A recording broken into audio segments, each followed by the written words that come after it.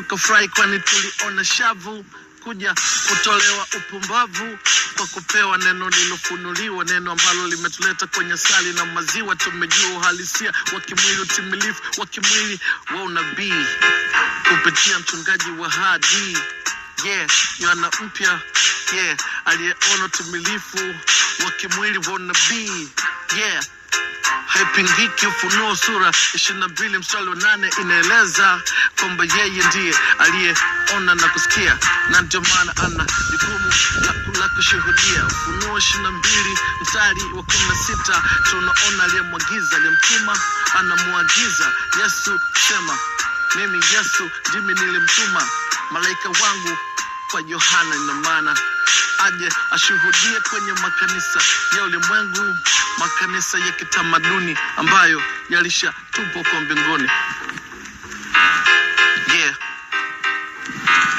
Kupitia mtu mmoja ambaye Biblia imeeleza kwamba aliona na kusikia, leo naona anashuhudia. Ni Yohana mpya anashuhudia kile alichokiona na kusikia kwenye uhalisia kwenye eneo na utimilifu wa ufunuo. Huyo aliona na kusikia. Joni wote tuweze kumsikia